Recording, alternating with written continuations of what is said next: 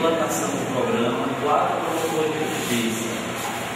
Dentre eles, eu fiquei com a incumbência, por solicitação do procurador, de coordenar essa comissão e, no período de 90 dias, apresentar um relatório para que esse programa, então, se consolidasse como uma meta, uma missão institucional do Ministério Público. Comigo, a Graça também faz parte da comissão, que é hoje aqui presente. Os dois promotores não puderam vir. Junto com essa comissão de 4 promotores, também foi designada uma equipe técnica, composta por uma psicóloga e uma assistente social. Também não puderam vir. Junto com essa comissão, também foi designado um servidor concursado para trabalhar aqui no programa, que também não pôde vir. Paralelo a isso, nesses 10 dias, nós fizemos uma convocação para selecionar estagiários das áreas de Direito, Psicologia e Serviço Social. Também ficaram hoje comprometidos de vir para esse encontro e até o momento não apareceram ainda. Mas é um recurso humano que eu estou confiando que a gente vai poder contar no momento adequado. Enfim, estamos nós aqui agora com a presença de Silvia Pompeia e de Márcia Rodrigues e com o apoio imprescindível, sempre constante, do IGTS, que é o Instituto Girassol de Desenvolvimento Social, que está mais uma vez aqui apoiando o trabalho do Ministério Público. Para a gente é uma alegria imensa, porque em um momento da história o Ministério Público apoiou o trabalho deles, e agora, para o nosso orgulho, são eles que estão fazendo esse suporte, esse apoio constante ao trabalho que o Ministério Público vem fazendo no Estado de Alagoas. Bom, feito esses esclarecimentos, a gente hoje vai fazer uma pequena oficina para refletir um pouco sobre os caminhos que o programa Ministério Público Comunitário deve ter. A gente, através de um ato da Procuradoria-Geral da Justiça, foi criado o Ministério Público Comunitário e a gente, a partir desse ato, começou a pensar que desenho esse programa deveria ter. E, em princípio, resgatando um pouco da história do que já aconteceu aqui nesse território, quando, em 2009, foi aprovado um projeto pelo Ministério da Justiça, com recursos disponibilizados pelo Ministério para financiar essa ação do Ministério Público Estadual. Esse programa teve algumas dificuldades, não pôde prosperar, o que levou a uma série de problemas que a gente também vai ter que lidar com eles agora nesse recomeço, né? Levantar a expectativa da comunidade sobre o programa gerou uma frustração natural e é um elemento importante que a gente precisa considerar nessa nova trajetória que se inicia agora. Bom, mas pensando nesses problemas, pensando em uma ideia que poderia ser um propósito para que isso acontecesse, nós estruturamos um desenho básico, preliminar, onde o programa deveria, em princípio, cumprir 3 eixos estratégicos, que seria o eixo da mediação do conflito, onde o projeto foi aprovado pelo Ministério da Justiça, está centrado, está fundamentado, mas pensamos que esse eixo estratégico ele não poderia funcionar isoladamente, como o projeto que foi aprovado estava propondo.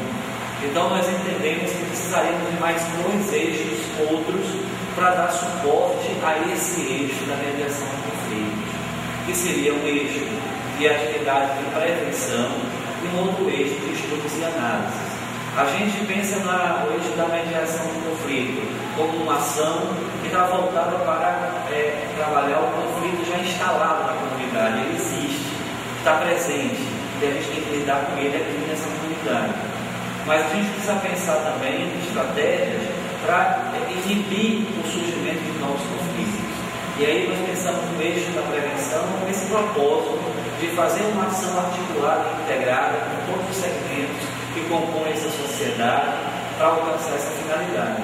Mas nada disso também pode acontecer se não conhecemos a realidade onde estamos trabalhando. E por isso, o eixo da análise e estudos ele é fundamental e vai resultar no futuro próximo na criação do Observatório de Políticas Públicas do Estado de Alagoas ligado ao Ministério Público. Para essa missão tão difícil e tão íngreme, porque estamos num terreno positivamente difícil de lidar. As questões sociais aqui são terríveis, são trágicas, e estamos trabalhando com uma comunidade também que, de uma certa forma, perdeu a esperança de viver uma sociedade melhor. Mas hoje a gente está aqui contando com uma participação importante. A Silvia Pompeia é uma profissional que atua todo o país e internacionalmente também. E em um passado próximo, ela esteve conosco aqui no estado de Alagoas e deu início a uma história no município de Boca da Mata que gerou muitos frutos. Então, é essa sabedoria, essa experiência, essa inspiração que a gente precisa agora, e por isso Silvia veio de São Paulo junto com a Márcia para dar esse apoio que a gente nesse começo, que é o momento que mais precisamos. E a gente agora vai ouvir um pouco o que ela traz de palavra, de incentivo e de conselhos e recomendações para que a gente possa construir esse novo caminho aqui na comunidade do Vergel do Lago, com a implantação do programa do Ministério Público Comunitário. Queria passar a palavra para a Silvia e dizer a ela que estou imensamente agradecido. E para mim foi uma emoção imensa e de um ano para outro eu tenho a sensibilidade de que estava bastante aguçado, porque contato com essa pessoa é um contato divino. A Silvia para mim é a expressão de Deus que me inspira muito, é verdade. Então vocês, Silvia também.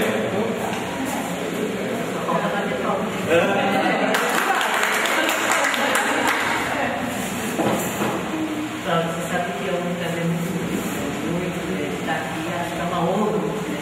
Acho que o universo conspira para essas coisas acontecerem, né? Eu sempre sou um canal desse e tem mais do que responder à altura da medida do possível. O desafio é grande, mas diz a ditado popular que Deus não foi conforme o cobertor. Eu acredito que a gente teria muito cobertor. Estou aqui na franja do cobertor. Vou ver se dá uma ajudazinha. Nesse momento, a ideia aqui era a gente, a partir de alguma referência, e eu andei lendo esse livro um pouco aqui, e eu acho que aqui tem uma referência muito bacana de ponto de partida, né? Chegar a uma visão, né? E o projeto que ele desenhou é um pouco muito forte, mas ele gostaria também, que a gente falou, né? De retomar as pessoas aqui para ver como é que é isso. Nós estávamos conversando sobre receita culinária. Eu não preciso saber que prato vai ser feito. Se é um peixe ao forno, se é um bolo, ou se é um soufflé, ou se é eu não preciso saber qual é o prato, mas eu sei mais ou menos que esquema tem que fazer, né? Você vai ter que saber primeiro para quem você vai cozinhar, quantas pessoas que é. Segundo, é um almoço, cantar um lanchinho. Terceiro, você tem que ter uma receita. Quarto, você tem que ter os ingredientes, que você tem que fazer, enfim. Esse forma, depois eu posso até decidir junto, vamos fazer um banquete, vamos fazer um lanchinho para 10 pessoas, né? Mas o esquema é o mesmo, né? Tem um jeito assim de trabalhar quando a gente fala em projeto social, que tem um esquema mais ou menos, vamos dizer, que se verifica que funciona, como isso que eu falei, que quando eu vou cozinhar. Então, em geral, é você primeiro ter clareza do objetivo. E aqui eu acho que se a gente for reafirmar esse objetivo aqui, pode ser muito legal, porque vai ter outras pessoas que a gente pode apresentar isso e apurar, né? O que se quer com isso? DVP comunitário, aqueles bairros, ou depois até mais amplo, para né? Experiência mais. Então, o que se quer é a primeira coisa, né? Então, a gente até pensou em essa direita de negócio, que aí já. Que a gente sabe onde quer chegar. Segundo essa ideia, ele se aplica aonde? Qual é a comunidade, qual é o público que vai ser alvo disso? Porque existe uma coisa que é o público beneficiário e uma outra coisa que é o público ativo. Então, uma criança, um bebê pode ser beneficiado, mas ele não pode ser um ativo. O centro ativo vai ser provavelmente os pais, uma coisa assim. Então, mas os pais também serão beneficiários, tá? Então, uma coisa é o público beneficiário e outra é o público ativo. Então, com quem que a gente vai estar? A outra parte é quais são os recursos disponíveis, né? E aí a gente parte disso montar as estratégias, como conhecer melhor isso daí, como é que a comunidade, o público ativo, ele também tem que se conhecer. Então, uma das coisas que a gente vai ver que muitas vezes frustra no projeto é quando eu faço o chamado diagnóstico, usando como se fosse uma pesquisa científica. Então, para a pesquisa científica, eu estou tratando com uma matéria, eu estou tratando com uma biologia, aquilo é o objeto. Então, eu vou lá e eu vou olhar o objeto, mas o objeto não vou conversar com ele. Porque se eu lido assim com a comunidade, vou fazer uma pesquisa de fora, eu não vou ver um monte de coisa daquela comunidade. Então, o que a gente recomenda é uma pesquisa de dentro, não de fora. É uma outra coisa e é muito difícil de fazer. Mas eu não vou avançar mais, porque acho que a gente pode. Primeiro, eu vou botar um pouquinho esses. Tem a pesquisa.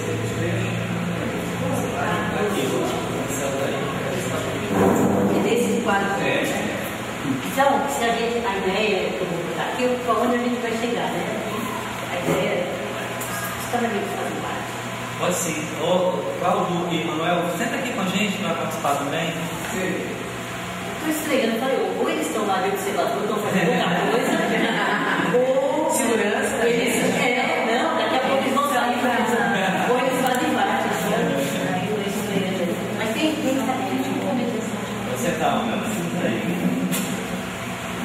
Tem cadeira aqui? Tem cadeira aqui. Aliás, aproveitando a enseja, seria legal todo mundo se apresentar, né? Um pouquinho para. Acho que o rapaz ali não conhece, o senhor não conhece o rapaz. No mínimo. Você já se conhece? Não. Eu acho que é interessante. Eu trabalho no Ministério há 16 anos. Manuel. Manuel. Trabalho. E agora, recentemente, estou sendo lá na Central de Inquérito da capital. Instituição de. Estou aqui porque fiz 16 anos. 16 anos, estou prestando serviço lá. É uma coisa que eu não tinha na minha imagem, mas obviamente é possível, né? Uma parte de segurança, porque as decisões que fossem feitas, se você não tiver algum poder coercitivo, de repente não rola, né? Agora o grupo de combate ao crime organizado, que também tem vários companheiros nossos, né? Que está agora, né? O GECOP, cuidando de uma versão de sétima parte, prestando serviço contra o crime organizado. Tinha vários militares no início do jogador. Parece que está contagiando. Uma força. Sim, bom dia a todos. Bom dia. Meu nome é Cabo Cláudio Farias, né? Sou na assessoria militar, vim do batalhão normal diário, do batalhão de eventos, estou lá há 1 ano e meio. Na assessoria militar, prestando serviço também. Por sinal, eu já trabalhei até com o Dr. Cláudio lá do lado, com o Dr. Alberto, acompanhei com os tempos do Dr. Delfim. E aqui para ajudar, né? Para somar, né? Isso aí.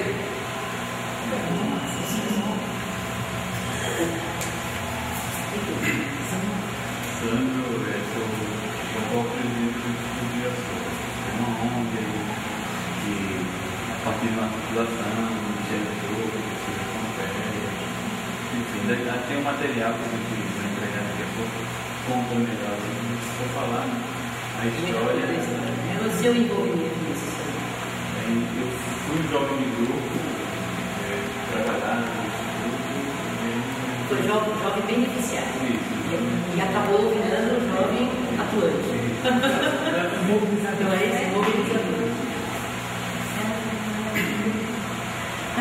Eu fiquei encantada com a Jornada da Vida, né? Porque um dia ele foi ou assistido e hoje ele é capaz de retribuir e de dizer fruto, a prova de que é possível. Bem, meu nome é Maria José, mas assim, a maioria do pessoal do São Benedito chama de Minas, eu sou doutora de Justiça, atuei sempre na infância e juventude, que eu me identifico bastante. Cláudio é um colega, mas nós é um amigo e irmão, nós temos assim, uma identificação muito próxima daquilo que a gente acredita e quer, sabe, essa mudança dessa sociedade, transformar as pessoas em verdadeiras autoras de sua própria história, trazer de volta a autoestima, que eu acho que é o que o comunitário se propõe também hoje, uma série de fatores pessoais, enfim, eu estou atuando no juizado criminal da Ponta Verde, mas também entendo que, embora se dê pouca importância ao juizado criminal, o juizado, no 99, tem um papel, que é o papel do intercomunitário, que é o de solucionar os conflitos, apaziguar essa comunidade, essa sociedade tão conflituosa, lamentavelmente as pessoas ainda não perceberam isso. Então, assim, pode vir para aprender. E muito feliz, muito feliz. E acredita, chamo de Nina. Meu nome é Márcia Rodrigues, eu sou de São Paulo. É engraçado quando eu escutei essa tradução, da minha história é um pouco parecida. Eu fui uma atendida de um projeto social em São Paulo, uma ONG, trabalhava com educação complementar na escola. Depois eu me tornei voluntária, educadora, e aí fui subindo até me tornar hoje. Sou diretora dessa ONG e fui trabalhar com o fortalecimento de outras organizações sociais, fazendo em São Paulo, depois fazendo no Brasil, e fiz um trabalho na África e Moçambique também, em fortalecimento de grupos, dando uma contribuição aí, aprendendo e aí contribuindo com o processo de fortalecimento na área de gestão e pedagógica de organizações, e agora estou lá no Instituto Girassol.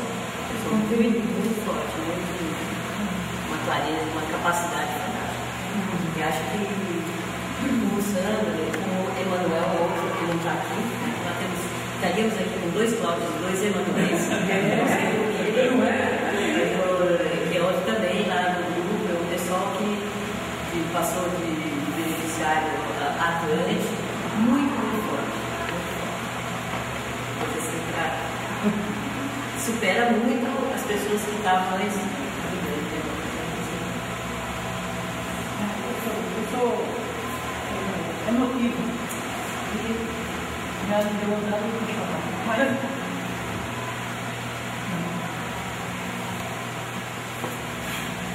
fique à vontade. Eu também sou e tenho perfeitamente tudo que eu estou deixando. meu nome é Graça.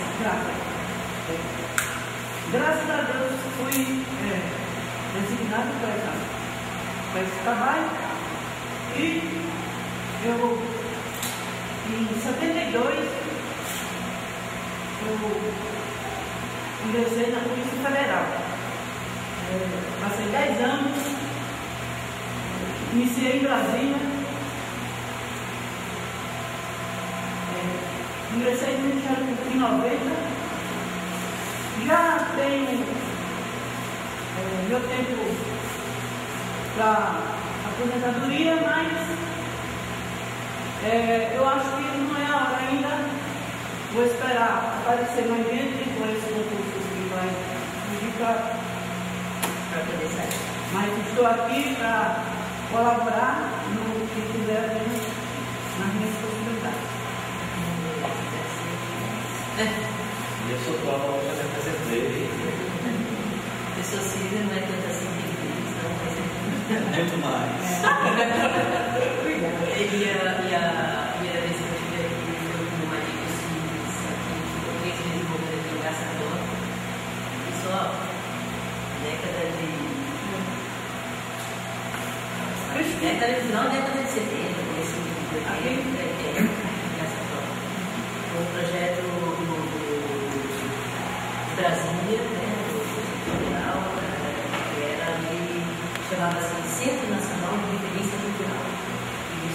levantando as referências culturais do Brasil, né?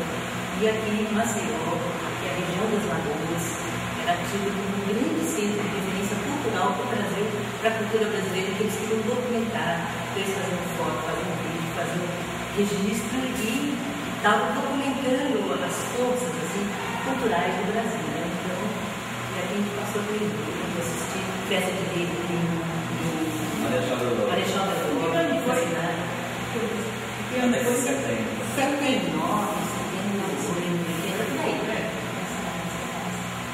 80, foi muito interessante a primeira vez. A segunda vez que eu vim foi por conta desse projeto da BDL, que era financiado pela Keller, e que se tratava de escolher 4 projetos em 4 estados do Nordeste, onde a Keller ainda não tinha um projeto chamado Compensa muito correta, né? Aquela ideia de que você tem que ter esses diversos, né? Que já tinha dado certo no mundo. E aí, vai dali e acabou se selecionando nessa história toda a proposta que estava nascendo em Boca da Mata e que acabou virando o projeto Girassol, que estava um projeto muito grande. Por conta dessa história aí, né? Que acabou que fiquei seguindo esse projeto, né? O pessoal me considera meio madrinha do projeto, mas é uma coisa de uma equipe toda, todo um trabalho muito grande, toda uma fundação por trás, uma outra organização por trás e tal. E eu fui o peão dessa história, né? Curti muito, de modo que eu acho uma maravilha. Eu continuo seguindo e eu estava aqui, vim aqui para esse trabalho, né? Mais fazer um trabalho voluntário mais ali junto com o Instituto. E aí, já que eu estava vindo para cá, o Tom falou, vamos ver se a gente consegue aproveitar o Domingo para esse eu acho que muitas vezes é muito conveniente, às vezes não é conveniente. Então, muitas vezes se justifica pessoas que quando é dia de semana não vêm porque é dia de semana, e quando é domingo não vêm porque é da domingo também. Então, trabalhar com comunidade junto com pessoas que trabalham institucionalmente, né? Então é complicado se não acontecer. Então, agora, muita gente também não para se localizar. Assim, só quem conhece mais a área, não fica como é. Então estava chegando, né? Nós mesmo mudamos um cantinho até chegar aqui, né? Mas eu não disse que saiu, né? Todo mundo sabia sair antes. Pessoas que já chegaram e estão aqui. É mesmo, né? Na igreja. Mas eu estava. Voltou O Maia apresentar mais um.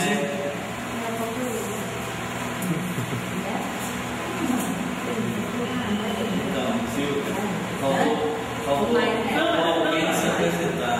Tem mais um para se apresentar. Sim! O milhões da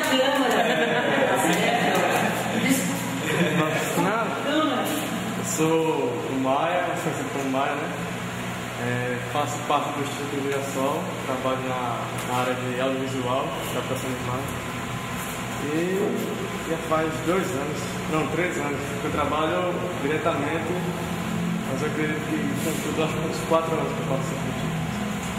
Faz 4 anos que participa e a Luiziane que está mais atuando. Atuando mais diretamente. Produção mesmo. Como todo bom produtor é calado.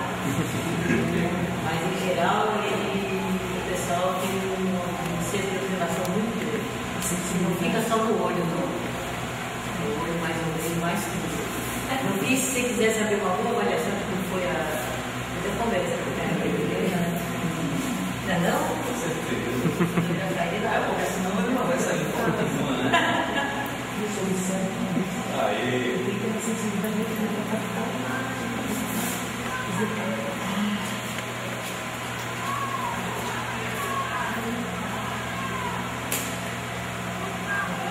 Um pouquinho a gente vai, se a gente conseguir desenhar algumas coisas, a gente já vai dar uma definição, né?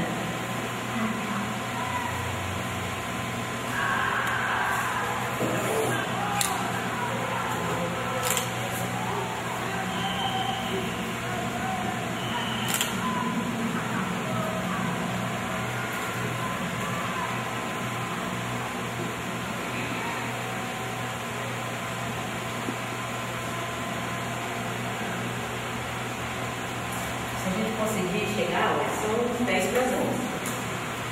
Quando conseguir chegar em cerca de meio, pode ser tentar, ele meio um pouquinho lá, não é muito difícil não. Só para começar, a minha ideia é que eu muito obrigada.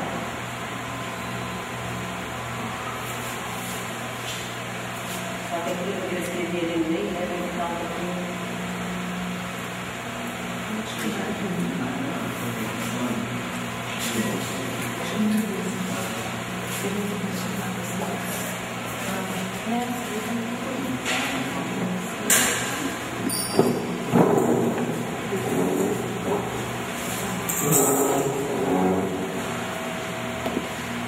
Ele não está pegando até o inteiro. Ele tem um jeito realmente de fazer que tem que mudar o.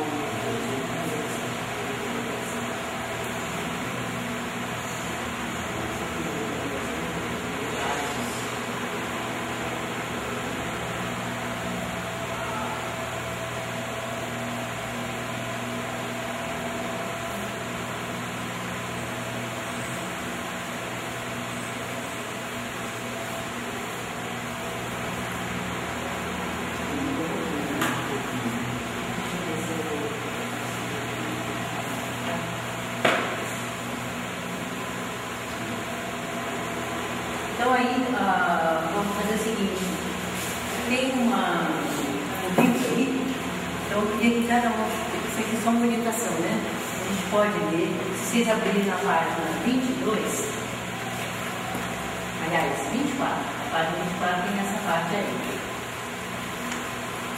Então é muito conveniente que já tem isso aí, assim, porque ele vai dando uma boa linha aqui para poder trabalhar.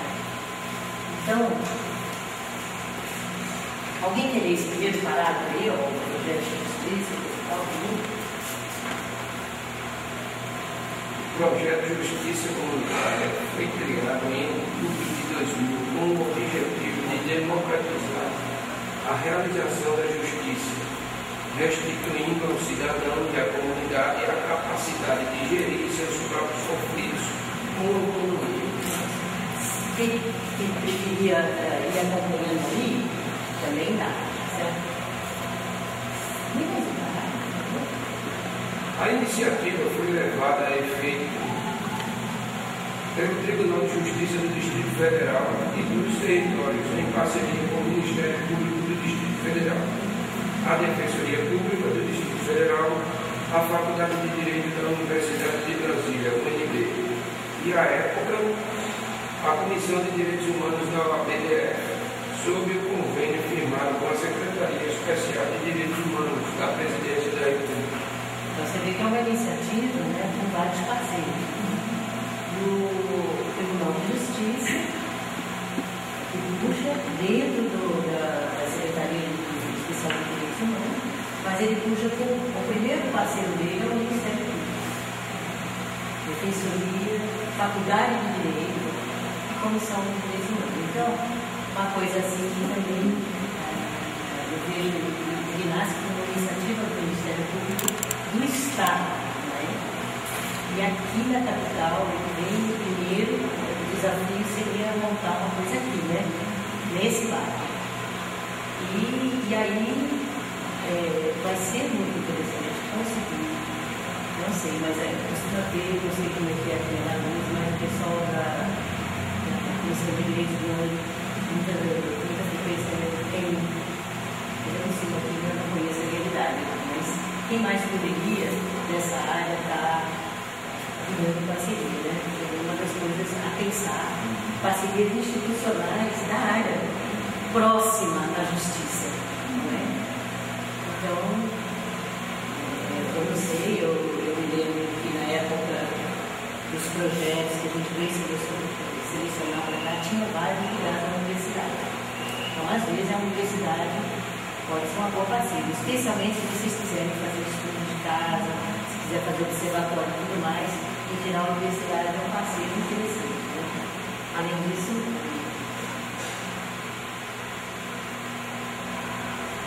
então, alguém Quem mais pode ir agora? Próximo.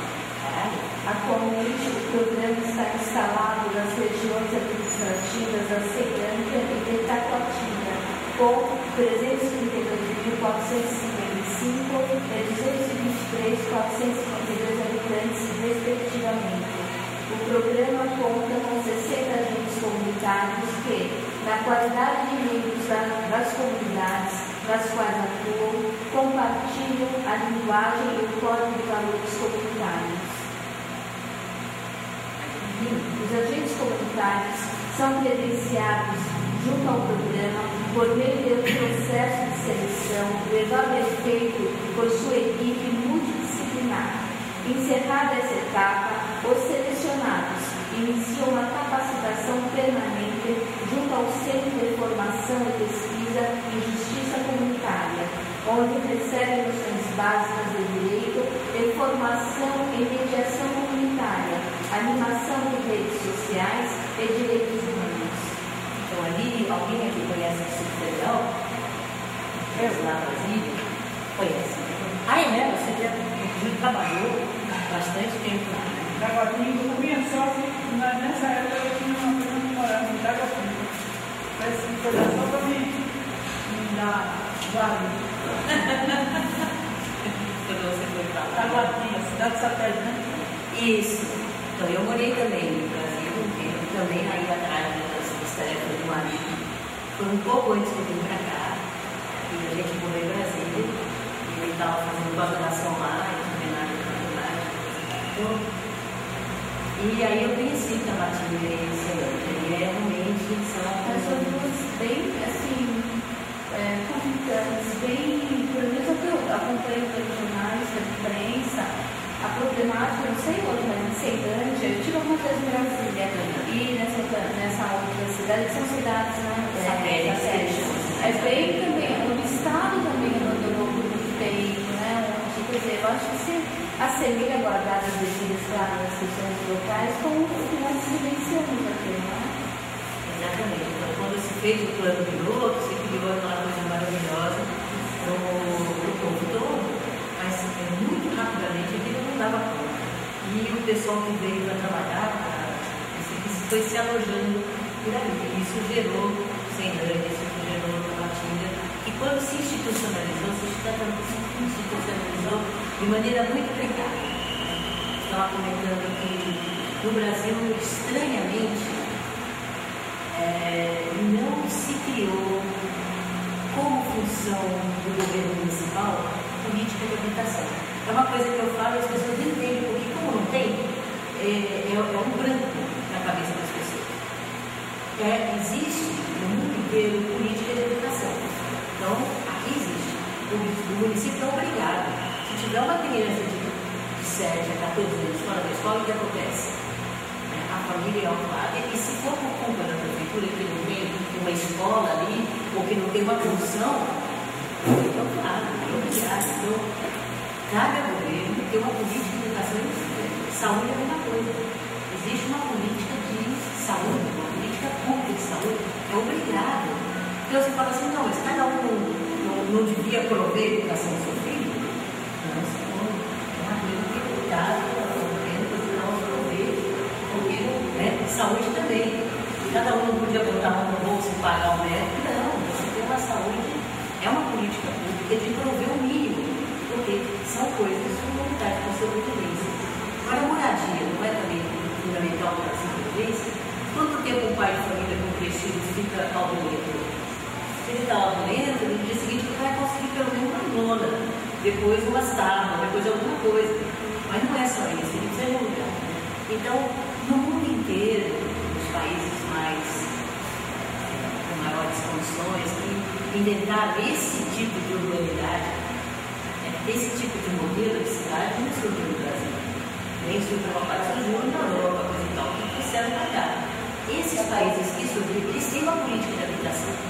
Se vocês perguntarem em Londres, que foi que começou a industrialização, e começou esse fenômeno de sair pessoas do campo para ir morar na cidade, como é que eles faziam? Eles deixavam que as pessoas se virassem? Não. Porque aqui não é questão de vida ou morte, não é.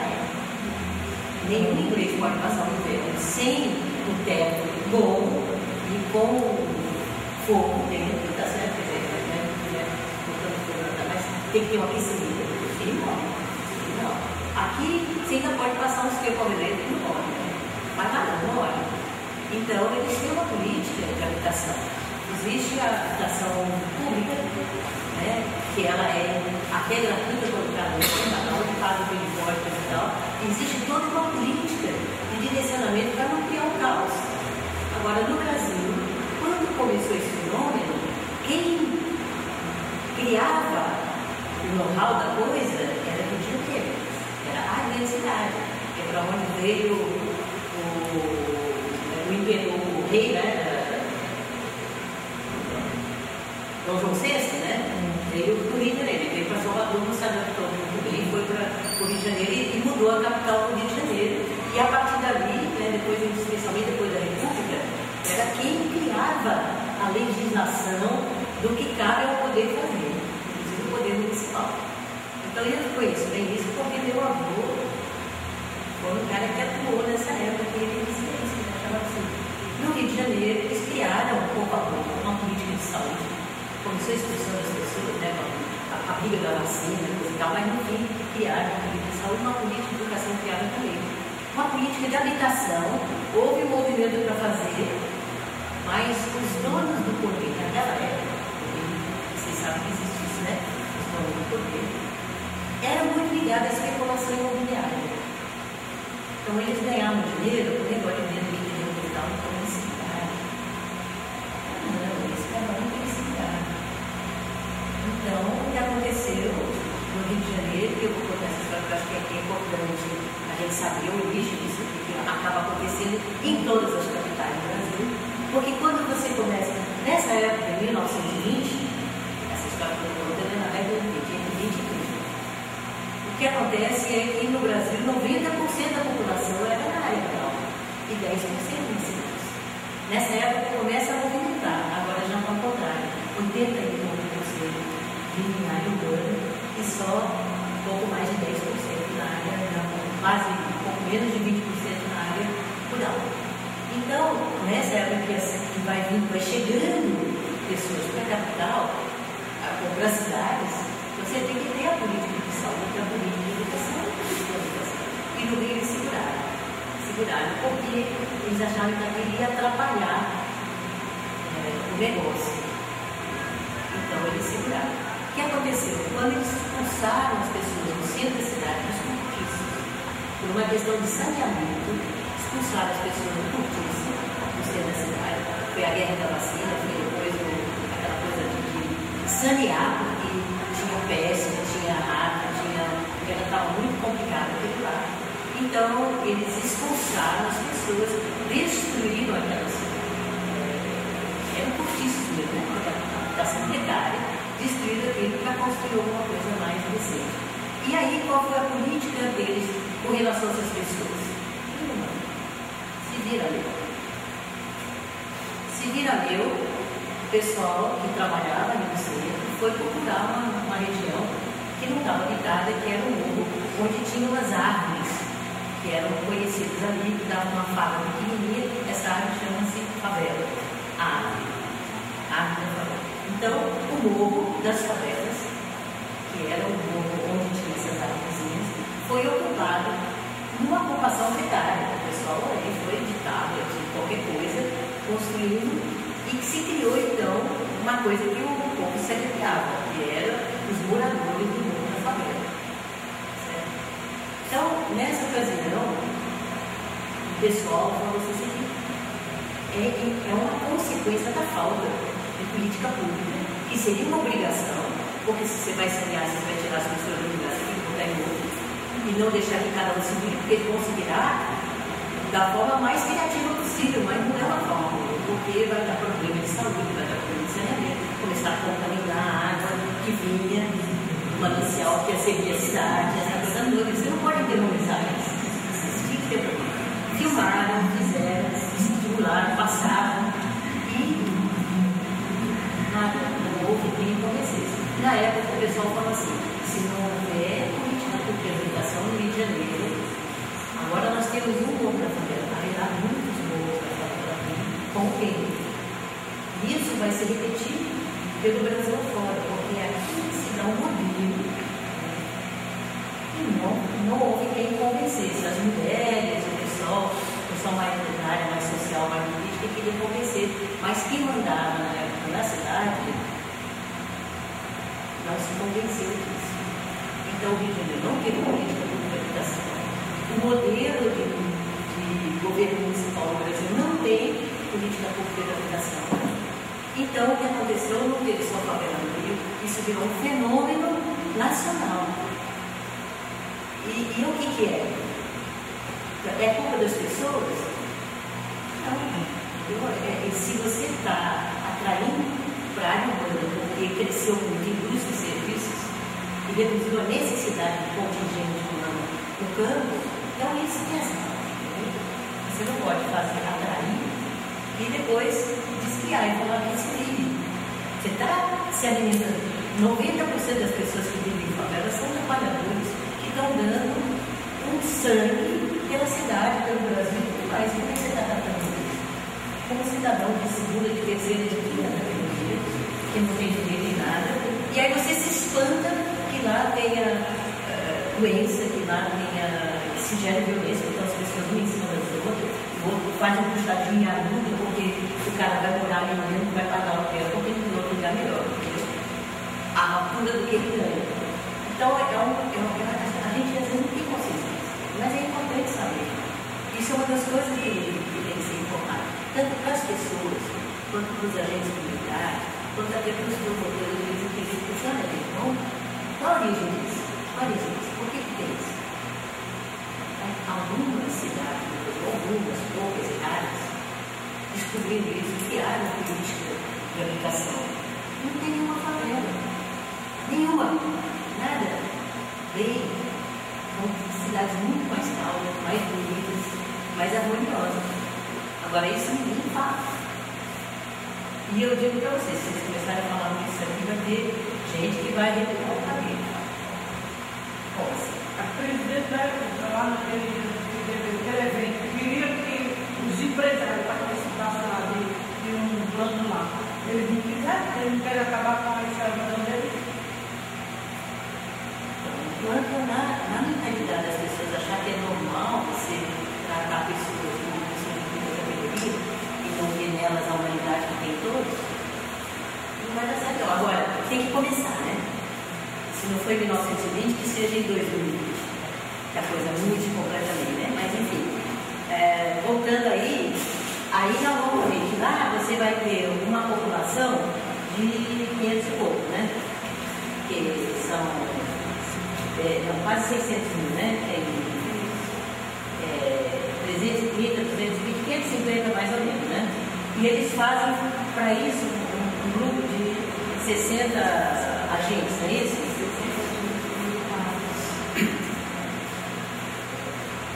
60 agentes comunitários. Então, aqui eu ouvi falar que tinha sido feita uma primeira seleção de 30. Então, a gente pode dizer que lá o modelo é mais ou menos para cada 250 mil pessoas, 30 agentes. Pode ser que seja muito, pode ser que seja pouco. Agora, aqui é uma das coisas que, se a gente for basear nisso, nessa experiência, teria aqui. Agora, eu não sei quantos moradores teria aqui no bairro, né?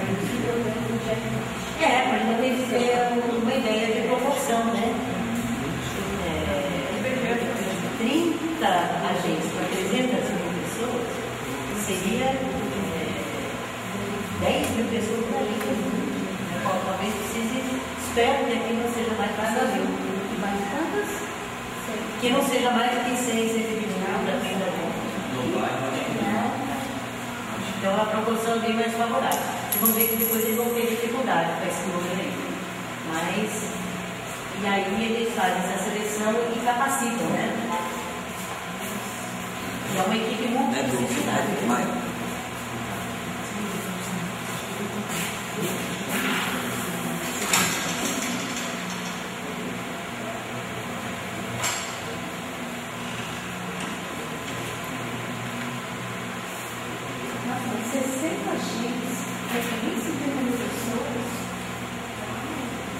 Mais ou menos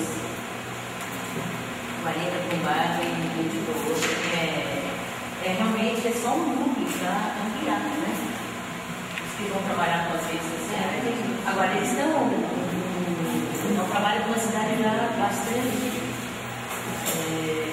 estruturada, de uma certa forma, né? Com comunidades mais estruturadas, com uma série de... Então, nós vamos ver aí embaixo um desenho, né? Que a gente pode... Então, ele faz a seleção, né? Aí eles formam esses agentes comunitários de justiça e cidadania que vai atuar na comunidade. E aí eles atuam através de eles têm dois suportes para isso, né? O centro de formação, que faz também pesquisa, e o núcleo comunitário de justiça e cidadania, que é a equipe multidisciplinar formada por esses agentes e mais a equipe técnica que está coordenando esses agentes, formando e ajudando, né? Então essa é uma coisa que essa é a constituição do projeto, que é uma coisa bem interessante. Então aí a atuação dos agentes, a gente vê aí a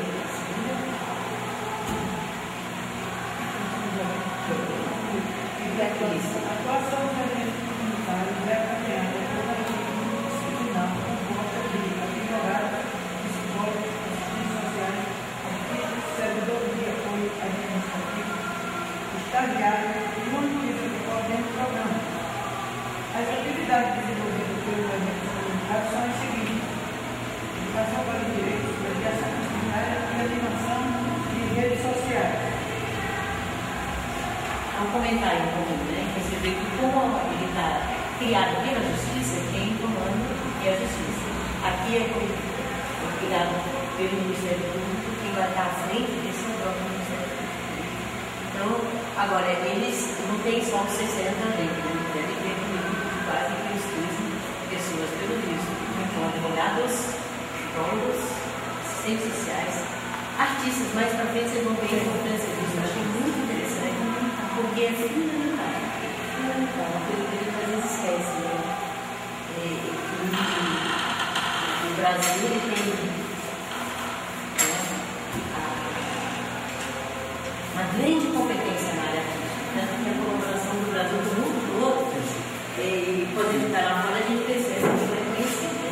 Não é só a arte do futebol, que é uma coisa que é conhecida, mas também a música e dança, a música. O Brasil, a música do Brasil caminha pelo mundo todo, né? Quando a gente viu a força que ganhou o rock americano, eles têm muita grana musical. O Brasil não tem a indústria da mídia na mão, mas a música é de tal qualidade, porque é uma mistura, né? De fontes muito fortes, né? O Brasil tem uma mistura cultural e tem uma música fantástica, e a música e a dança tomou e a expressão artística de modo geral, né? Constantemente o Brasil ganha os prêmios de propaganda e marketing, prêmios internacionais. O brasileiro ganha quase constantemente, é difícil o povo ganhar, por causa dessa criatividade da parte da arte. Então a linguagem artística é uma linguagem muito boa, porque ela fala com a razão junto com a emoção. Então ela liga o afeto e liga também o emocional. Você não faz arte sem a clareza. Mas essa clareza não é uma clareza desconectada do mundo da vida e da emoção. É conectada. Então, vocês vão ver que o material que eles fazem de formação da comunidade, de informação, é um material genial. Então, você é artista. E a gente que é artista, quando vai fazer, tem metade da graça, tem dessa da graça. Então, lá no Girassol, os meninos que fazem teatro são muito fortes. E essa parte toda de comunicação que eles também é uma força muito grande. Então, agora, o que eles trabalham com a comunidade? Eles trabalham em 3 linhas. A educação para os direitos, que é a comunidade se reconhecer como sujeito de direito. Porque geralmente a comunidade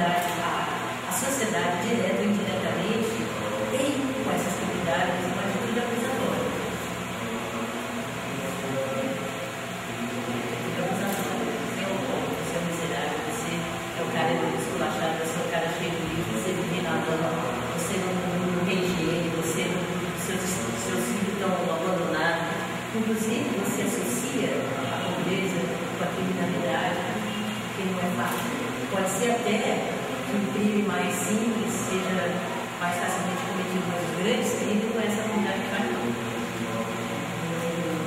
Não pode comparar a quantidade que se quer roubado na soma de todos os crimes dessa comunidade com aquilo que é roubado por gente muito mais grande, que teve condição de educação. Então, essa associação é puro preconceito. Mas as pessoas contam aquilo, né? E se sentem humilhadas e se sentem pressionadas. Nada leva uma pessoa mais a.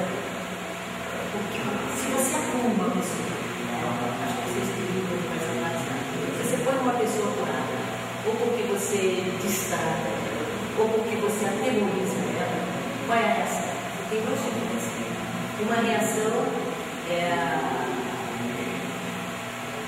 pessoa se mete, a pessoa se destrói, age de maneira indigna, ela se retrai. E outra forma é a parte passiva. Você pode abandonar a bebida na parte passiva. Então, uma comunidade anclada, sem autoestima, destruída na autoestima e tal, a tendência é reagir. Ou na depressão, a pessoa vai lá, ela deixa, ela acha que tem que vir alguém socorrendo. Ou na agressão. Agora, isso é ação e reação. Então, se a sociedade trata mal, né? Então, a primeira coisa é a reputação por direito, que é uma coisa que resgata. Tem direito, eu sou cidadã, tem direito, tem direito. Então, eu tenho valor, eu tenho potencial, eu posso, eu sou. E quem muitas vezes faz isso na comunidade é a religião. Eu sou filho de Deus, eu posso, tenho que vale o mundo. E se eu não posso sozinho, eu vou exibir. Muitas igrejas evangélicas, elas criam essa noção de meu irmão. Eu vou ajudar o meu irmão vai me ajudar, né? Quem é da minha comunidade. Então, isso é uma das formas de resgatar. Isso é importante, né? De chamar as igrejas, independentemente das denominações, como parceiros, né? Para essa. Então, e é uma necessidade. Se não fosse uma necessidade, não crescia. É uma necessidade muito grande, porque as pessoas estão lá. Elas, no fundo, todo mundo, nós todos somos muito mais, a gente sabe, se a sociedade reconhece, você fica culpado, fica humilhado, entendeu? E uma coisa dessa te resgata. Não só a dimensão espiritual, que é uma coisa que é igual em todo mundo, né? Mas também a sua dimensão social e a cidadania, talvez é uma coisa que vai. Algumas comunidades incentivam a ação, outras não incentivam tanto, mas seja como for, é uma necessidade. Então, essa educação para a mediação comunitária é aquilo que é o centro disso aqui, que é uma coisa que não tem nessa comunidade, né? É o rei Salomão, não é isso? Que o pessoal contava, né? Quando toda a comunidade que você tem um rei que media, que pode ser o centro, que é uma pessoa reconhecida como uma pessoa uma pessoa que não gosta de um lado nem do outro, é uma pessoa que está ali para servir. Então, tem que ser uma pessoa que sabe aprender, que sabe mediar. Isso aí é fundamental. Isso dá um suporte da justiça muito grande. A justiça é isso, ela nasce de atuações de tipo de só que a justiça, como ela está formalmente, ela está muito distante. As pessoas precisam de atenção, resolvem pode enfrentar na marra, porque a justiça não está preparada. Então, ali na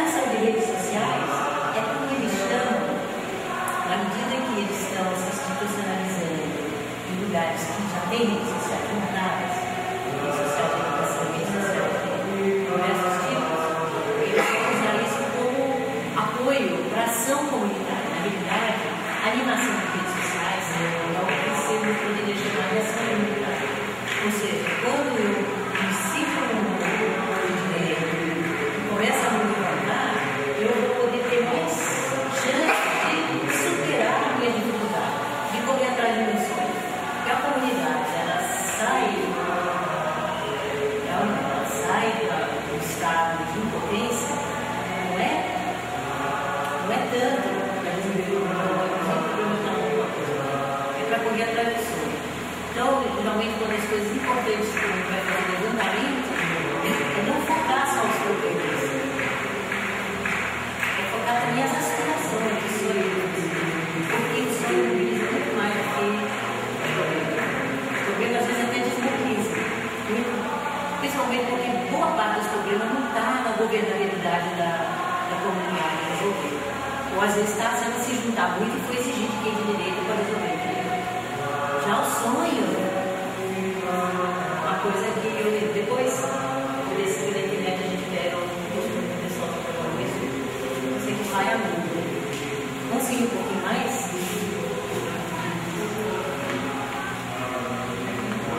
Próximo. Primeira atividade. Isso. Primeira atividade. Desculpa, até eu vou dar uma olhadinha nesse quadrinho aqui, né? Então, veja só, eles falaram em mobilização das redes sociais. Mas, na realidade, quem está por trás disso? Atividades desenvolvidas, né? Então, o que eles fazem? De um lado, a educação para os direitos, que resolve que chega onde? Na democratização do conhecimento dos direitos. A segunda atividade, mediação, que chega onde? Na democratização da realização da justiça. Quer dizer, eles têm acesso à atuação da justiça porque está na mão deles. Terceira, animação de rede social, o que é? Democratização da sociedade. Ou seja, a sociedade ali tendo força, ela ganha voz, ela ganha ação. Isso é a principal coisa que desmobiliza a violência. Porque você se envolve com todo o seu potencial, em vez de você ir lá para a briga, é o seu potencial para conquistar o sonho. E isso é uma coisa altamente atraente, principalmente para o jovem. O jovem muitas vezes é o foco da violência. A violência contra o jovem e muito pelo próprio jovem. Quando ele não tem nada a perder. Quando o cara pegar o país dele, ele fica um pouco mais cuidado. Mas quando ele é um jovem, ele não tem nada a perder muito. Agora, quando ele acha que ele tem a ganhar, aí ele se mobiliza. E aí desvia. Então, isso aí é um clube muito interessante. Depois que a gente fala, depois que a gente divide, a gente fala para fazer longe. Mas geralmente não dá isso. O padrão com relação ao outro, aquele imbecil, aquele cretino, aquele incapaz que está ali, meu padrão é acusatório e meu padrão é de repressão. E não de reconhecer nele o potencial humano que ele tem e falar, vamos fazer uma coisa melhor. Então, por isso que programa de arte, programa de esporte, tudo é programa de experiência, programa de... Mas não é só isso não, entendeu? Silvia, sem querer assim, porque você está aqui não. Mas eu percebo também, eu percebi dessa questão de devolver a autoestima, de trazer o outro para ser o autor da sua própria transformação, porque eu fiz um curso agora há pouco, feito pela Secretaria Nacional Antidrogas, pela Faculdade de Medicina da USP, Faculdade de Direito da USP e a Justiça, né? Quer dizer, o Conselho Nacional de Justiça, CNJ, na questão das drogas. Porque se percebeu que essa política antidrogas, que é em cima do mundo americano, de repressão, de guerra às drogas, pelo contrário, ao invés de afastar, aumentou muito o número de usuários e o tráfico ganhou espaço. Aí o que se descobriu? Que era necessário mobilizar a comunidade e o próprio usuário dependente para que ele percebesse, né? O que a droga está fazendo com você, o que é... Então começou a USP em 1943, que é a nova lei que está vigente no país, que é uma lei que tem que ser restaurativa e que uma integração de competências, que não é mais só o juiz, só o promotor, que é o juiz, o promotor, os profissionais de saúde, o usuário e a família, para que ele perceba, né? Quer dizer, porque sem mais esse dedo acusador que era o que vigia, né? Só acusando, você precisa perceber o que a droga está fazendo com você, olha tudo que você perdeu. Você quer mudar, você quer inclusive redução de danos, que é uma tentativa que estamos fazendo de haver uma transformação de sensibilizar a justiça, que a justiça continua só com o dedo acusador, sabe?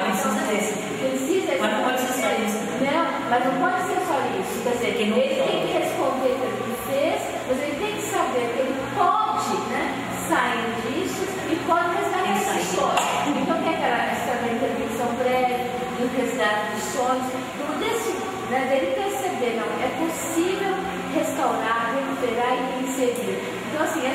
aí o que eu vejo é que tudo isso que a gente falou até agora daqui a pouco, mas essa integração de competências, né? Esse fortalecimento da comunidade, da sociedade. Acho que só assim é possível fazer diferente. Quando você só age na consequência, é como se você quisesse ter bons frutos de uma árvore só mexendo nos galhos do fruto. Você tem que mexer na raiz, tem que mexer no solo, quer dizer, aquilo que causou, né? Descobrir as causas, né? Aquilo que provoca a melhora, não só resolver, né? Vou separar o fruto bom do fruto ruim, vamos fazer essa árvore começar a dar muito mais fruto bom do que ruim? Não. Então, agora precisa separar, né? Mas não, se ficar só nisso, não resolve, né? Você estava começando a ler essa parte do tema que você está? É para continuar, Isso, para a primeira atividade tem por objetivo democratizar o acesso às informações dos direitos dos cidadãos, codificando a complexa linguagem legal. Os agentes comunitários produzem, em comunhão com membros disciplinares, materiais didáticos e artísticos da escola.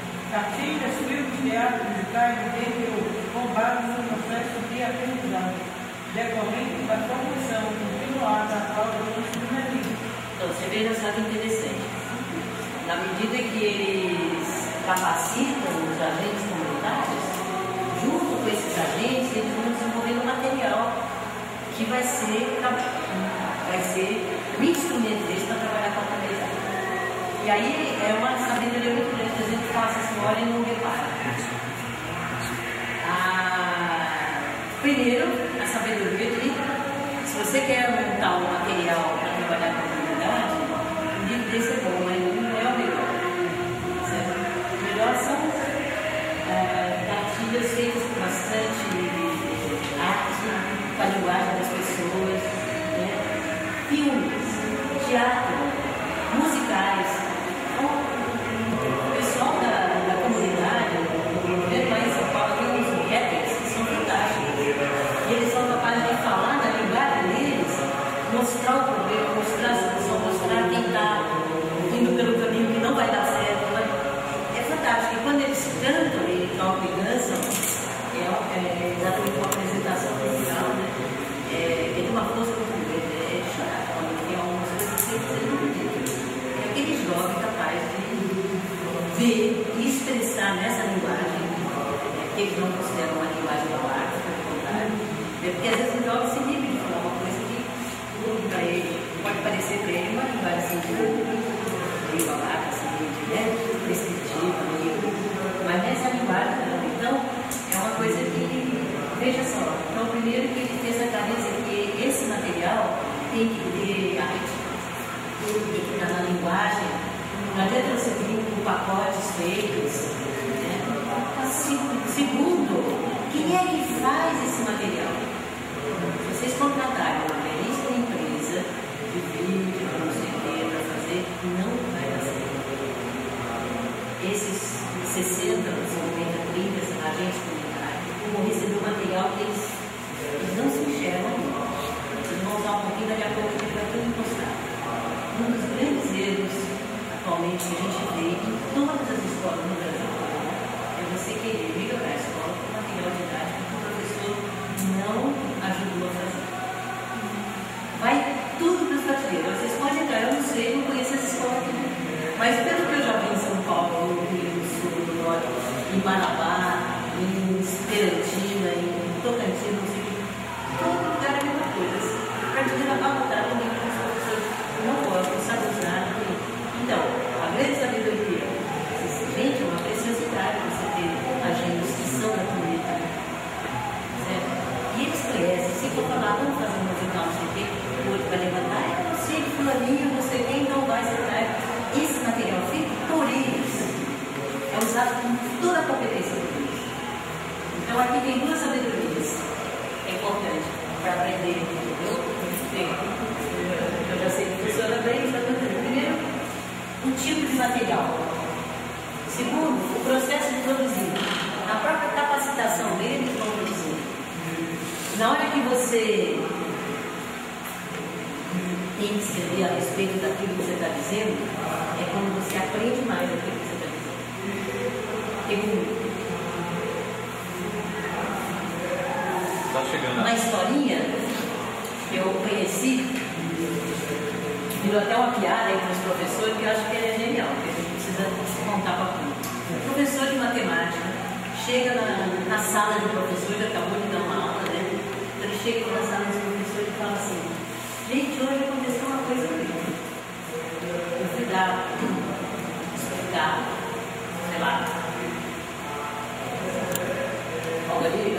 logaritmo, ou sei lá, retângulo, enfim, eu fui ensinar esse assunto lá para a classe. Aí eu fui dar uma aula assim, expliquei tudo mais. Quando eu acabei de explicar, eu virei para a classe também. E aí, classe, todo mundo entendeu?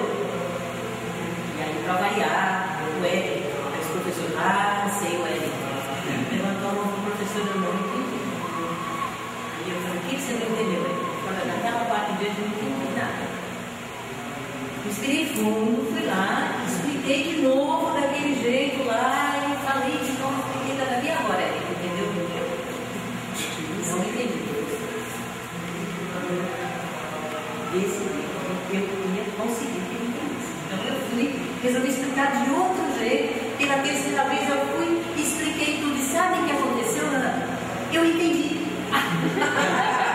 Ele eu não sei, mas eu. Provavelmente o Eric também. Nessa hora que ele realmente entendeu. Porque isso que acontece, quando a gente é obrigado a explicar, quem é tenente, muitas vezes está formando os outros, né? Está formando o recruta, o cara que está entrando. Na hora que você explica, é aí que você consegue a competência do tipo. Então, na hora que esse pessoal, os agentes comunitários, foram desenvolver esse material, é aí que eles aprenderam. Não foi na hora que eles viram alguém na frente que eu falando, não. Quando a gente estava falando do projeto lá de Boca da Mata, eu me lembro de uma coisa que me fazia cada vez mais compreender a dimensão que o projeto devia ter, era o fato de estar explicando para as pessoas. Então, eu entrava no táxi, eu conversava com o motorista: olha, a gente está fazendo um projeto em Boca da Mata, o projeto é assim, vai ter isso. Aí daqui a pouco o motorista perguntava uma coisa: olha, isso eu não pensei, está na hora de refletir. Aí vai gerando mais coisas e vai surgindo e a gente vai aprendendo mais também. Na hora que você é obrigado a explicar, é aí que você aprende. E é isso mesmo. Então, veja que nesse paragrafinho tem toda essa sabedoria. Vamos ler mais um parágrafo? A mediação comunitária, por sua vez, é uma importante ferramenta para a promoção do empoderamento. Empoderamento. E da emancipação social. Por meio desta técnica, as partes direta e indiretamente envolvidas no conflito têm a oportunidade de refletir sobre o conceito de seus problemas e compreender as diferentes perspectivas de país e construir em comunhão uma solução que possa garantir para o futuro a pacificação social. Então, a força que tem essa parte de medição é que você vai pegando caso a caso, problema a problema, e as pessoas vão aprendendo a refletir sobre aquilo e a construir a própria solução. Está no poder delas. Como está no poder delas, isso se reflete no empoderamento. Não é aquela coisa assim: eu não posso lá, você por favor, então eu vou lá apelar. Não, vamos. Tem que apelar mesmo, você tem que buscar uma justiça. A justiça seja feita. Mas a justiça não está lá, não está aqui. Está aqui nas pessoas da comunidade que está resolvendo. Então, empodera. Essa palavra empoderamento, se você escrever no Word, ele bota o copinho e vender embaixo. Porque não existe em português, não. Não existe em português. Vem de uma palavra em inglês chamada empowerment, que ninguém conseguiu traduzir melhor. Então, puseram empoderamento. Significa adquirir poder, né? Se empoderar. Não é se apoderar, porque a palavra apoderar é a coisa que eu me pego no outro, entendeu? O empoderar é um me pega de mim mesmo, entendeu? Eu me apodero de uma coisa submissiva, né? Pode ser legítima, frequentemente é ilegítimo o me apoderar, né? Eu empoderar não, eu pego o meu potencial e realizo o meu potencial, eu empodero. Então, é um dos objetivos desse tipo de trabalho, é a comunidade se empoderar. A comunidade toda, não só uma pessoa. Alguém mais quer ler um pouquinho aí? A terceira atividade refere-se à transformação dos conflitos, por vezes aparentemente individual, em oportunidade de mobilização popular e criação de redes solidárias entre pessoas que, apesar de partilhar problemas comuns, não se organizam até porque nos comunicam. E aí é a chave da questão. Porque existe uma coisa que é o conflito individual entre duas partes, né? Então, ela que brigou com ele, porque ficou ali atrás, enchendo o saco dele. E ela virou com a caneta, machucou ele, e que ela não viu gritar, então dali a pouco se encontrou. Aí, bom, acontece que, às vezes, na solução disso, é uma questão do conjunto chegar, porque aí ele fala assim, olha, por que você não fica ali, onde não tem ninguém atrás, não sei o que. Então, às vezes, o conflito pessoal envolve uma solução que é mais coletiva. Mas não é só isso, é aquela ideia de que as pessoas então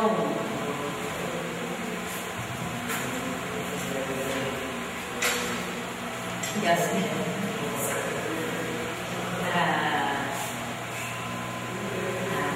as pessoas que estão se envolvendo em conflitos, se elas tiverem outras saídas das questões delas, se elas puderem estar construindo o sonho dela, isso vai reduzir muito o conflito.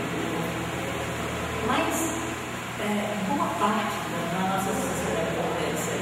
Quando você está morando todo mundo muito junto, que é a moradia urbana, é diferente de antigamente, por exemplo, se eu estou na área rural, eu tenho uma família, minha casinha, tenho a minha roça, tenho um espaço, aquilo ali fica ali. Os momentos sociais são o momento da festa, é o momento que eu vou na cidade fazer a compra, e tal. Então aí, né? Mas a maior parte das coisas eu resolvo ali na família. Agora, quando eu estou na área urbana, qualquer probleminha geralmente já está envolvendo o vizinho, está envolvendo o cara, está envolvendo o pai, está envolvendo o pastor, está envolvendo a polícia, está envolvendo Deus no mundo ali, o professor, a escola, a oposição, isso é horrível. Então, dificilmente você tem questões que são somente individuais. As questões, a origem de problemas, geralmente são a partir desse princípio, a implementação desse programa vão ser resolvidos todos os tipos de conflitos. Porque a maioria do pessoal aqui, que se trata de uma comunidade um pouco mais carente, vai vir com todos os tipos de conflitos para cá. Né? Então, vamos estar, no caso dos senhores, vamos estar para resolver esse tipo de problema, porque a gente vai se deparar com problemas até relacionados à própria polícia.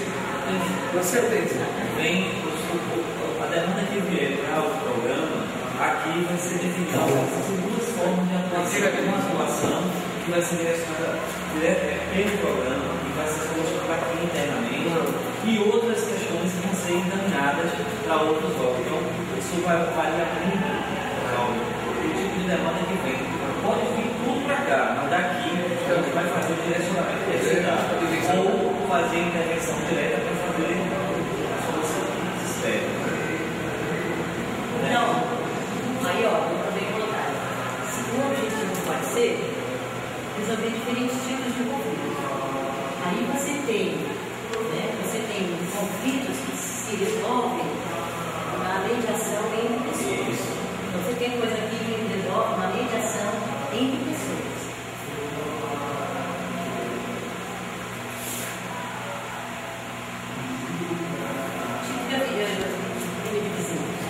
Tipo que ele escuta o marido mulher, sabe, esse tipo de coisa. Agora tem outras coisas que não, que você vai ter que encaminhamento para uma solução de ordem político-social, ou de ordem vai exigir um projeto, vai exigir uma ação, né? Como é que a gente pode explicar assim? Vai ter encaminhamento para outras instituições, né?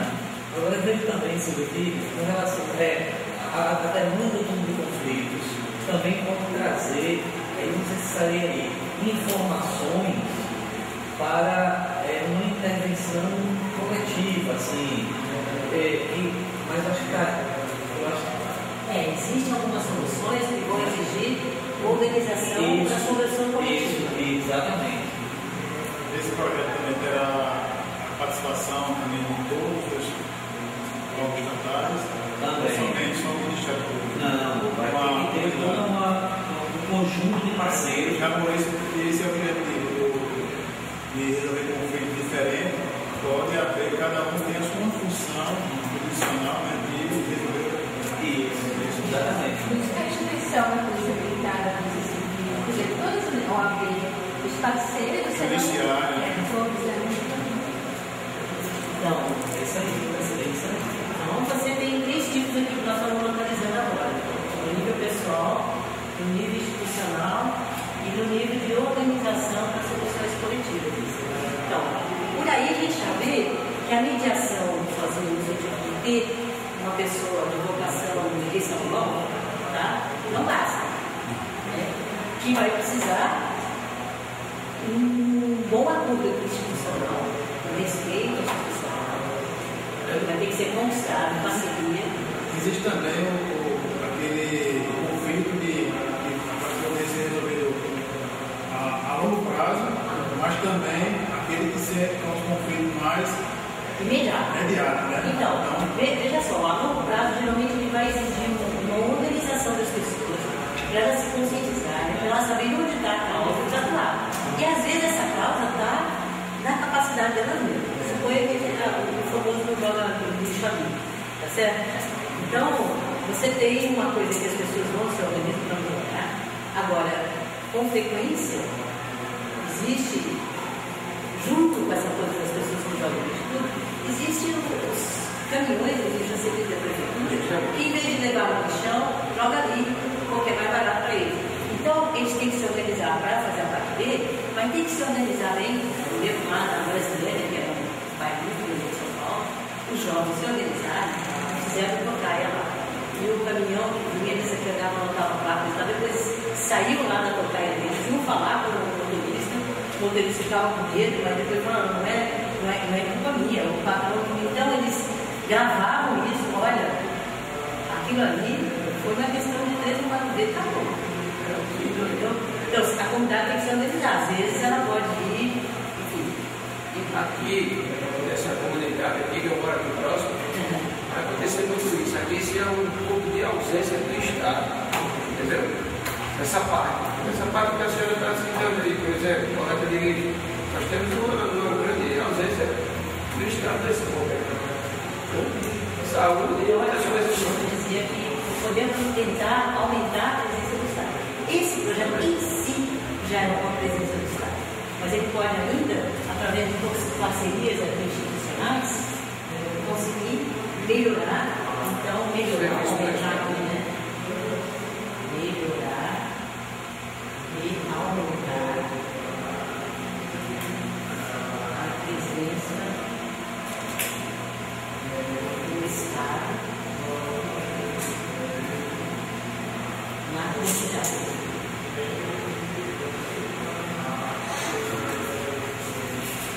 Já começando pela justiça, mas ela vai ter que provavelmente fazer parceria com o se não fizer a parceria logo de cara, o que vai acontecer? O dirigente policial pode achar que isso aqui é uma ameaça para ele ficar inimigo. Com certeza é uma ameaça para a polícia que faz coisa errada, mas ela é uma parceira para a polícia que quer fazer a coisa certa. Então precisa logo de cara essa conversa, né? Porque senão vai sobrar para eles. Então, outro grupo que pode ficar um pouco perigoso também é o pessoal da educação, o próprio pessoal da saúde, porque ele vai aumentar a fiscalização dos movimentos, certo? Então, uma conversa com os diretores da pessoal, uma conversa com o pessoal da saúde, agente comunitário da saúde maravilhoso para se indicar lideranças da comunidade, que podem ser ali esses agentes comunitários, tá certo? Então, isso aqui é um dos meios que a gente vai ter que ter parceria. A parceria firmada, veja só, quando você vai com essa história, com esse papo, para a polícia, para a educação, para a saúde, o que vai acontecer? As pessoas vão ficar meio assim, vai entrar água aqui na minha tranquilidade. Mas sempre vai ter gente muito boa, muito interessante, que vai achar uma maravilha. Vai falar, meu Deus, eu precisava disso aqui. Estava rezando por uma coisa dessa. São os parceiros, as verdadeiras pessoas que estão ali, não para se servir da comunidade, mas para servir a comunidade. Que o Serviço Público deve ser para isso. Mas é a tentação mesmo que ele tem de você se apoderar dos outros, não você empoderar o outro. A iniciativa privada, ela também. Iniciativa privada. Porque ela é uma parceira que deveria dar uma parte. Com certeza. Porque a ONG, né, tem um projeto tem e também associações que já trabalham diretamente, diariamente, com os problemas estruturais. Você vê que aqui nesse faz nova parceria com as associações. Então, associações, todas as organizações da sociedade civil, inclusive, se tiver representante de sindicatos, se tiver tudo que é organização, a própria iniciativa privada no sentido dos comerciantes, porque aumentando a tranquilidade do bairro, isso é bom para a família. Todos ganham, né? Todos ganham. Todo mundo ganha. A sociedade ela vai ter um. Quem está indo pela bagunça vai ficar assim, né? Mas se enquadra. A gente sabe que quando vê que não tem muita saída, a tendência é se enquadrar, né? Quem estava fazendo errado vai procurar fazer menos errado. E quem está fazendo certo vai ficar, graças a Deus, porque. Temos aqui um caso de forte em alguns programas sociais aqui do Viagem, do Parque, programa do livro. Temos interferência de político nisso. Eu acredito. E temos interferência de político da região nisso. Eu tenho um programa de lei, se entrega leis para a comunidade, mas temos influência política que vai dentro desse programa e outros vários programas que servem à comunidade. Influência política boa? Não. É politicagem, não é política de permanência, é politicagem. Que vai. Então, isso, olha, esse tipo de programa a gente não pode ter isso. Vai desmontar esquemas. Essas pessoas sabem disso. Se não sabem, no começo é por conta fé. Porque ele sempre se serviu da ignorância das pessoas, certo? E da falta de mobilização das pessoas. E da falta de organização. Então, no começo eles não vão contar fé, não.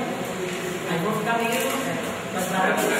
Com o tempo, eles são capazes de se organizar para reagir. Então, você saber que isso vai acontecer e organizar. Os postos de saúde municipais aqui em Maceió, eles estão loteados entre. A maioria são vereadores, mas é incrível.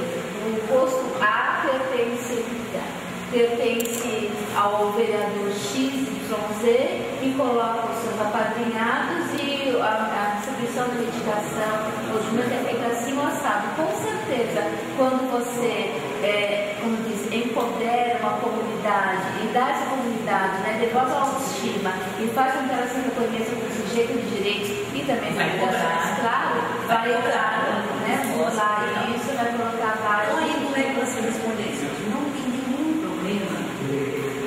Em princípio, o posto está com o vereador 1, o posto 2, o vereador 3, o posto 10, o vereador não tem problema nenhum. A sabedoria desse vereador será: pode escolher quem você quiser, desde que seja competente, faça direito o serviço. Não me venha com pessoas que estão ali. Se você tiver algum imposto, põe em outro lugar, não nessa comunidade. Então, o que vai acontecer é que no primeiro momento o pessoal vai. No segundo momento, se isso for feito, negociado, com clareza, os caras vão botar pessoas que não têm nada. Não tem importância que é nego dele, Porque sempre as pessoas acabam sempre só um milhão.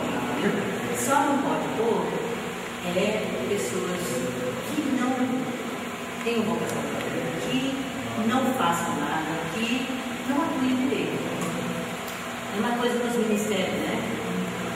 Eu me lembro que quando não assumiu, correu o ato em São Paulo, nos meios políticos, de que ela daria os ministérios para os partidos depois, mas ela avisaria as pessoas que é o seguinte: cuide de quem vocês vão votar lá, porque ponham pessoas competentes que não vão fazer maracutaia, porque se não for competente fazer maracutaia, não vai mudar. E assim foi. E os caras maracutaias, alguns sim, outros não. Maracutaia, errado, fez maracutaia, caiu. Na segunda, terceira vez começou a mudar. Porque na primeira reação de não acreditava.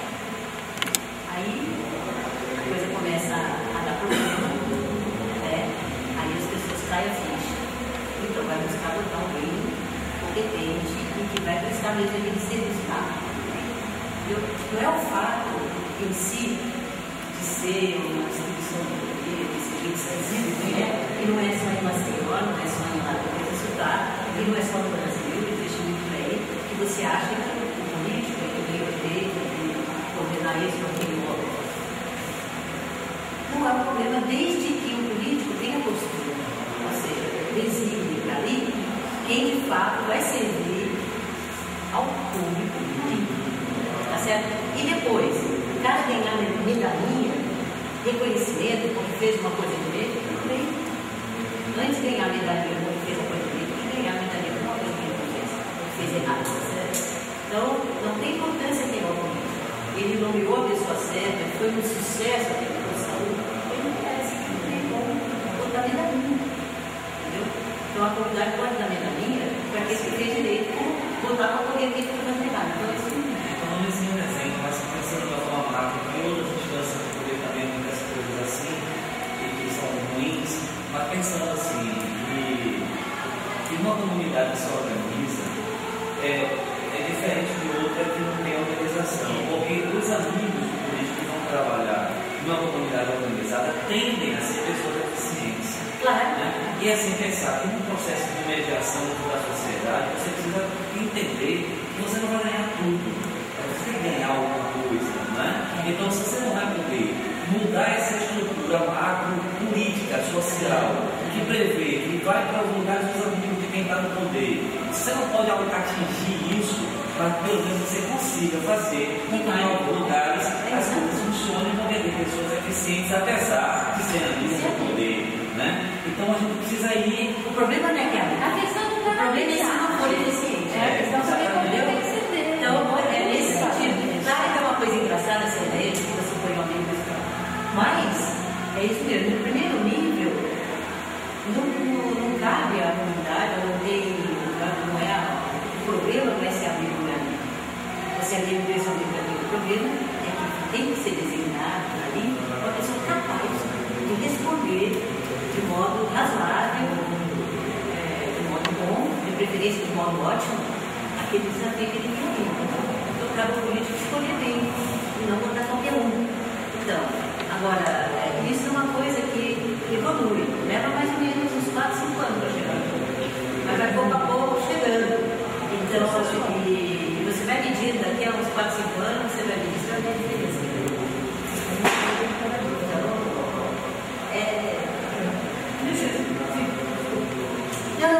só que estava vendo que você muitas vezes o pessoal entende a mediação aqui, né? Mas ela vai ter esses outros dois tipos para você poder realmente resolver os conflitos, porque as pessoas, a violência, o problema, ele não é só aqui, né? Então ele tem tudo isso aqui é mexer mais na causa. Isso aqui exige articulação, principalmente, né? E ação da sociedade organizada, e aqui mais ainda, organização, né? E também parcerias aqui. Você não parte de uma comunidade que chegou ontem aqui, né? Já tem muita organização, já tem muita coisa para funcionando, né? Então, você vai puxar aqui também, aqui um outro tipo de parceria, né? Agindo nessas três frentes, a tendência é dar um salto qualitativo. E aí você mexer na causa também, prevenir. Esperemos que e meio aproximadamente, foi